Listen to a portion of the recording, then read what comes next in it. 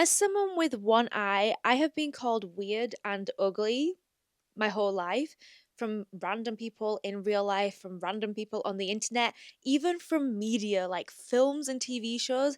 Everything that has people with one eye in is seen as like ugly and weird. So, of course, I've struggled with my self confidence and self esteem for pretty much my whole life. Even though I've been creating content online for a really, really long time, I have been very, very insecure online for a really long time. I'd already been bullied in real life before, and I would literally have panic attacks over any comments that were mean or that were criticizing me in any way. If somebody misunderstood me or said that my video was bad, and I would use certain angles to make sure that nobody could tell that my eyes were somehow different or weird. And if somebody spotted it and made a comment about it, I would spiral and I would be so upset over it. And in real life, it was worse. I wouldn't look at anyone in the eyes. I used to have a side fringe that would cover my eye. I would literally just hide and I wouldn't speak up.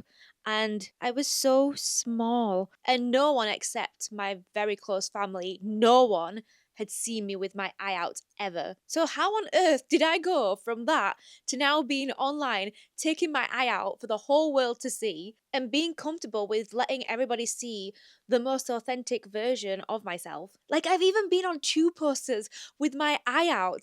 If me 5 years ago saw that, she would literally be horrified and want to run away and hide for years. I would be standing in front of the posters like, no, no. And I feel like if I'm gonna do this video about confidence and embracing myself, I should probably take the eye out. Here we go. Oh, there she is. Hello, you. I hope you're good. I'm Norma Knight, and I'm a creative person who likes to share my life. Today, I'm going to share with you some tips I have learned to be able to be at the stage that I am now. So, this year, you can start stepping into a more confident and authentic version of yourself and live the life that you truly deserve. Because when you're confident in yourself, life really does truly change for the better. It's like the secret hack to life. You become magnetic and you literally start to attract magical things into your life and things start to fall more into place. So, first of all, what even is confidence? I feel like the word confidence has been mixed up and kind of lost over the years and gets a bit confused. So, let's talk about what it isn't. It isn't flashy. It's not the achievements. It's not the feed. It's not, I'm better than everyone else. I know everything and no one can tell me otherwise. And I won't listen to anyone because I'm the best bitch. that makes me so uncomfortable to do that. That is arrogance. True confidence is quiet. It's like a beautiful sunset, just there, gorgeous, minding its own business, a natural work of art. And people are just attracted to it. Arrogance is more like fireworks, loud and flashy in the sky and man made. I am a firework hater through and through. Confidence is when you don't have to prove yourself to anyone else except yourself. Confidence is not comparison. It's about loving yourself first so that others can then love the real you. But how do we get to that space? I feel like one of the roots of unconfidence is the fear of being judged and perceived. Whether you're doing something like me online or being on stage, or even just doing something normal in real life, like meeting up with your friends, it is very natural to just want to fit in. It's literally been ingrained in us from a time when we were in caves and we had to fit in to survive. If we were kicked out of the tribe or whatever, then we would die. But we don't need that nowhere near as much anymore. And it's actually very detrimental to us most of the time. I think one of the best tips that I've ever heard around this is that embarrassment is a choice.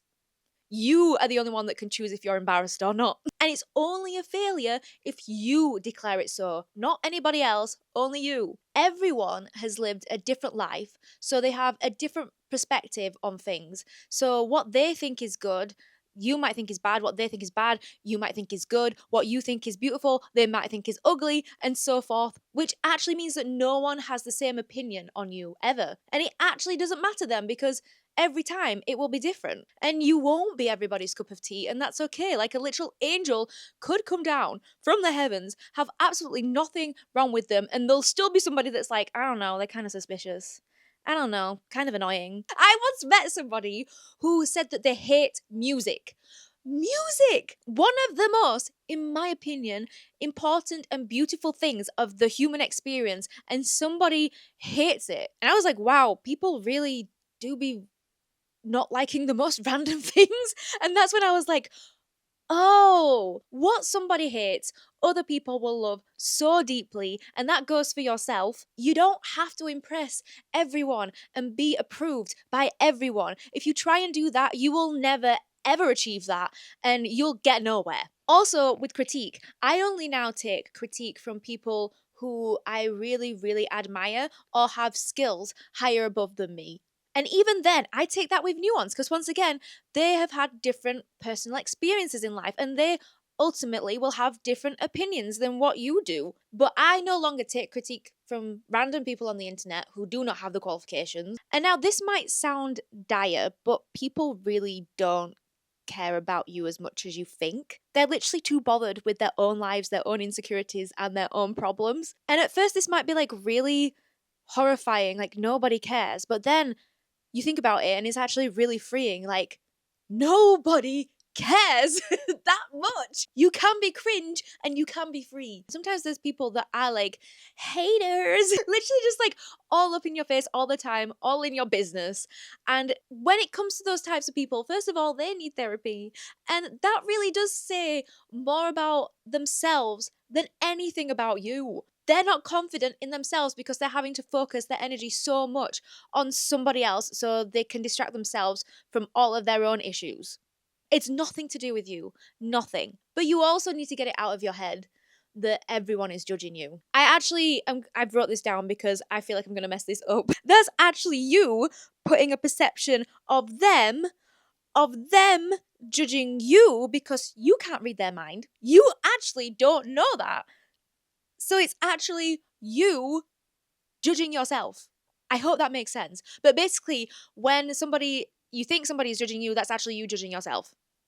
That's not them judging you, that's you, right? That makes sense. So, what I like to do and what I would advise is start to assume that everybody either thinks really nice things about you or is just not thinking about you at all until literally proven otherwise. You will be surprised how many people in this world are actually really lovely and think really nice things about you or have not thought of any of the things that you are thinking that they're thinking about you at all. If you're not hurting anyone, being who you are and doing the things that you love, then it's not bad. It never will be. And you should never ever feel guilty or embarrassed about who you are. But how do you start to not think bad things about yourself?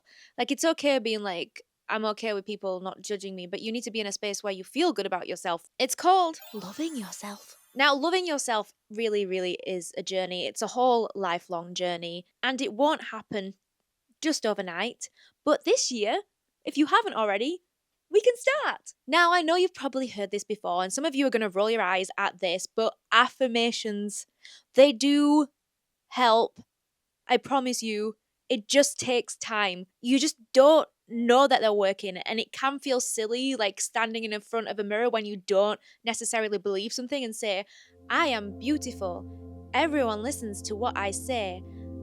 I am confident. But this is actually all about the subconscious. You have to be consistent with it and you have to surround yourself with things that help you think about positive things about yourself and put you into a mindset where you can think about positive things. And it is actually science. Over the time, it changes your neural pathways, but you have to be consistent with it. And then over time, you will eventually all of a sudden accidentally start believing it. It is literally gaslighting yourself. That's what it is. But because a lot of us have lived our lives with a lot of bad thoughts about ourselves, it is going to take a lot of time to undo all of those things that are in your brain that you've thought, because it really is deep there in the back crevices of your brain. And throughout your life, you're probably going to have to check yourself and be present in your thoughts and think about what you're actually thinking about yourself. If you have the intention to be aware of actually thinking nice things about yourself, then you're already on your way. And that means you do have to stop with the self-deprecating humor. I am so bad at this. I catch myself doing this all the time because it can be funny, but it's actually more harmful to your subconscious than you think. You don't realize like what you're saying. Your brain doesn't realize that you're joking. It actually thinks it's true, and you do start to think those things about yourself by accident. And you need to just stop being so mean to yourself. Like, I'm so lazy. I am just like, there's no point in me doing this because I'm never gonna be able to learn this in time. like you would never say that to your friends or your family members. And if you do, then you're a dick. Stop it. And talking about friends, you do need to be surrounded by people that actually want to uplift you and support you and put you in a place where you feel motivated to be the best version of yourself. If you're only around other people that are self-depriving, or even like jealous type people, people who never celebrate your successes, or you kind of feel bad for doing amazing things, then you need to reassess who is around your circle, because it really, you do become the people that you are surrounded by. I would rather be sat at home by myself feeling good about myself and be out with a bunch of people and actually be uncomfortable and unhappy, but to other people it looks like I've got friends and that I'm having a good time. It makes you miserable. You have to be aware of the media you're consuming as well. The songs, the content, the movies, the TV shows. Is it making you feel good? Do they make you feel confident in yourself? Or is it all sad and horrifying? Once I actually started listening to podcasts all about confidence and self improvement and self love, instead of scrolling on social media in the morning, I did start to notice a huge difference in my mindset about myself. And it really is when I started to notice a shift in how I feel. When I also came across disabled creators online too, it really gave me a lot of confidence to realize that I could also be that person too. I could also do that. And I basically just culled my social media so that a lot of the people that I follow are inspiring and make me feel good about myself and make me want to achieve the goals that I want to achieve. If I had to recommend one music artist to listen to help you feel confident and good about yourself, I would recommend Queen Herbie. Like it's impossible not to listen to her music and then be like, "Yeah, I am a magical confident person." This might be scary to some people and might sound like bliss to others, but you have to spend time alone. You have to figure out who you truly are without the perception of somebody else there or judgment. You have to figure out what you love, what you like doing when you're by yourself, what makes you you, what are your quirks. You can discover this through just basically making yourself bored and no distractions and figuring out what you start to think about and what you naturally gravitate towards. You can also try journaling, and you can also try scary new things and new hobbies and going new places, which is really scary. And we're going to talk about exposure a little bit later. But if you find something that you truly love to do, you will always have that, and no one can take it away from you. And there's something about having something like that that makes you so sure in yourself that therefore then makes you so confident. For me, when I was getting bullied at school, I discovered that I liked to go to the music rooms to hide, but then I discovered that I actually really, really like music, playing music, learning music, writing music. And I also love singing, dancing, and acting. And my love of performing really made me blossom into this new person. And when I am on stage, it does feel like I'm a more confident, different version of myself, almost like an alter ego. And we're going to talk about alter ego super soon as well. And those things really were and still are my sanctuaries whenever I'm feeling not confident about myself. I know that it's something that I love. I know that it's something that I'm good at. I might not be the best, but it is something that is me and it's something that is mine. And no one can take that away from me. And the last thing we're going to talk about in this little section is you have to take care of yourself. I like to call it being prepared. For example, when I go on stage, I like to be the most prepared I can possibly be so I can be the most at ease and most confident when I'm performing. And I think this translates well into real life as well. You have to take care of your mind and your body and how you feel in yourself. So then when you go out into the world, you're just naturally more confident and comfortable in your body and your mind and yourself. Okay, let's talk about a little fun topic. Let's talk about the alter ego. This really is a fun way to boost your confidence and discover who you are as a person and who you want to be in life. I even have an alter ego. My real name is Kelsey Ellison, but my musician name and the name that I'm using on here now is and online is Norma Knight. And she's kind of an alter ego, even though she still is me. Some people like to call this fake it till you make it, but I don't like to call it that because it's not really fake. You're still you. What you are making is actually you inside. Nothing about it is fake. So take some time to sit down and think about who this alter ego would be. I like to give this person a different name. You don't have to, but I like to because it when you just give this person a different name. I don't know, like Susan. When you're feeling unconfident in yourself, then you can be like, no, wait, I'm Susan now. I'm going to step into being Susan. For some reason, that one little thing can really help you step into this alter ego.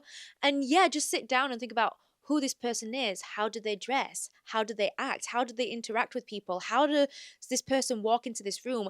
How does this person go about their day? What is their daily schedule? Get as detailed as possible and get as creative as you like with this alter ego. And then it really is as simple as just every day trying to step into that version of yourself and reminding yourself who this person is, who you are. It won't happen overnight. You won't just wake up and then become this person. But if you commit to the intention of stepping into this person and trying to be this person a little bit every day, over time, you will look back and you'll be like, whoa, I am that person now. And just have fun with it. It's actually a lot of fun. And you do have to be a little bit delusional about it at first. Like I said with the affirmations, you kind of have to gaslight yourself a little bit into being this person. Literally, you just be like, I am now this person because I said so. I am now so hot because I said so. I am now so magnetic because I decided I am. For me personally, I think imagining a higher, not a higher, yeah, like a higher version of myself and stepping into that has really, really stepped up my confidence in the most fun and best way possible. Now, let's talk about the scary one. This is the scariest way of gaining confidence, but it is essential and it is exposure.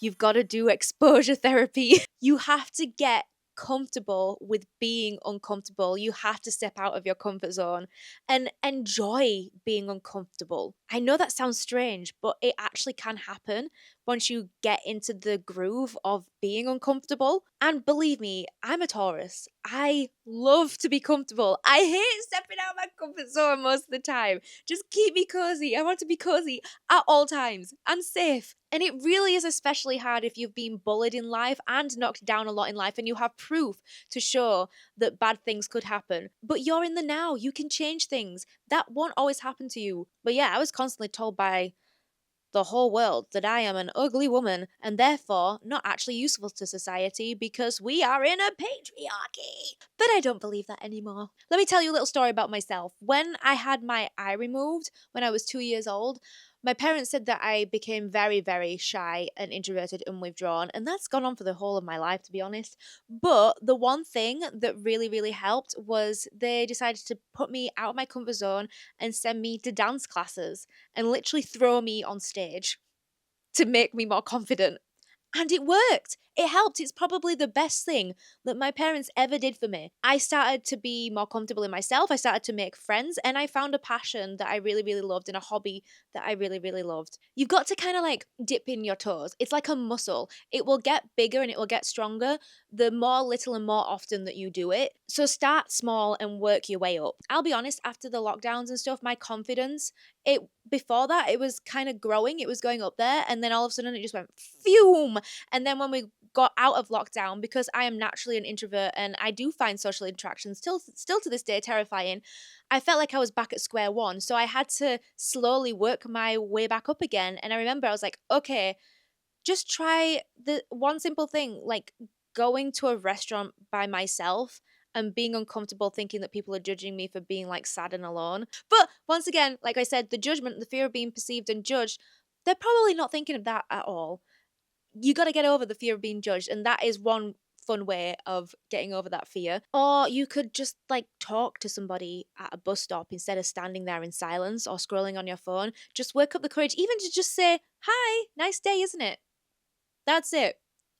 I know, I've been there, that's so scary and terrifying. But once you realize that you can do those small things and it really isn't actually that scary and bad, and actually, like, sometimes really nice things happen to you from just doing the simplest thing, you start to become a little bit more confident. You almost get like a little adrenaline kick from knowing and proving to yourself that you can do things like that. Then, like I said, you can build your way up over time by doing more and more braver things and more interesting things. Start going on dates, start a new hobby, try out different clothes, maybe even make a YouTube channel and go on stage. Whatever you want to do, whatever your goals and your achievements that you want to achieve in life, do them. If you've done your affirmations, if you've done your work around letting go of fear of judgment, then the exposure part of this will really feel a little easier. And if you are struggling with the exposure and you're just getting too scared, then go back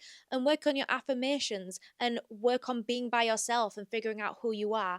And it's not really a linear process. I've found it really is just experimenting with all of these little tips and things that I'm giving you today, and eventually it will come into this big ball of confidence and work that will then just go and surround you, and then you will go out and beam confidence. If you fail in your eyes, what's the deal? What's the big deal? Laugh it off. It's funny. Life is funny. It's not that serious. It's not that deep. And once you realize that, you really do are just like, oh yeah, actually, yeah, it's fine. And when you do achieve something and you do something that makes you feel really good, celebrate yourself, reward yourself. Confidence really is a journey, and it is something that you will be building throughout your whole life. It's not an instant thing and it won't instantly happen. And sometimes you will have setbacks, and that's okay. I've had huge setbacks in my life, as I mentioned, like especially with lockdown and stuff. And it's taken me years to then get back into the groove again, I guess. But my goal was always to get back there. So if your intention is to get there, you will get there eventually. And I know it might sound more gratifying to hear that it can happen overnight, and all of a sudden your friends will be like, who is that? Like those makeover scenes in films like Princess Diaries and stuff. You have a makeover and then all of a sudden you're a different person and all of your things in life change and you get the guy and you get the job. It's more slower than that, and you have to be okay with that. And the journey is never ending, so you have to find joy in it. Look at it this way. You can slowly start on this journey that is very slow and goes like this and this and then maybe this and then this. And it's very slow and you can start now, or you can think, oh, it's going to take so long. Is it even worth it? And get stuck and never, ever, ever step into that version of yourself that you know that you deserve to be and that you know that you really could be. And then you just stay here your whole life. Nothing changes. I think it's quite a simple choice, actually. I really hope that some of these tips helped today. And if you want me to delve deeper into any of these topics, or if you have any questions, let me know in the comments. And if you have any advice, put it in the comments. I am still learning, I'm still growing, and I'm not at the end point. I still have things that I have to work on. And we're just going to talk about me for a second. I am so happy to be back here on YouTube again. I was in my tower with my flip phone for a while. AKA overwhelmed with all of my tasks that I had to do, including making music and managing music all by myself and loads of other personal problems in my life. And I just got overwhelmed and I wasn't organized enough. And then YouTube took a back burner and I feel really bad. I've been an unorganized mess. But I have taken time now with myself, and I've taken time to become more organized so I can be more consistent. And I'm really, really excited about that. I have some more videos coming up soon, and I have some more music coming soon. And I actually have a favor to ask you before I go. One of the reasons that I have been more inconsistent on YouTube is because I have been stuck in this weird YouTube algorithm jail of Harry Potter jail. Some of you may know that I used to be a Harry Potter content creator. I made Harry Potter content and I made a really successful Harry Potter fan film, but unfortunately, but I have moved on from making Harry Potter content because I don't feel comfortable making Harry Potter content because of the current climate of the author. It's been 6 years since I made Harry Potter content, and YouTube only recommends me to people who like Harry Potter things. And so whenever I upload anything that is not Harry Potter, YouTube gets confused, and it doesn't help my videos get reach. And it is one of the reasons why I felt a little bit unmotivated and inconsistent with YouTube, but I don't care anymore. I want to do YouTube. And so the favor to ask is basically, if you enjoy this video and you enjoy any of my other videos that are not Harry Potter, maybe just engage with them, give them a like, a little comment, and probably one of the most useful things is to actually share it, because that shows that you really, really enjoyed it, and then you're helping the video reach other people that are not Harry Potter people. And yeah, that's it. But if you do have a moment to help, I would really, really appreciate it. But I hope you enjoyed this video, and I'm really, really excited to be back for the next one. And I hope you all have a lovely, magical day, and I know you can do this. You can. I believe in you. Okay, thank you. Bye.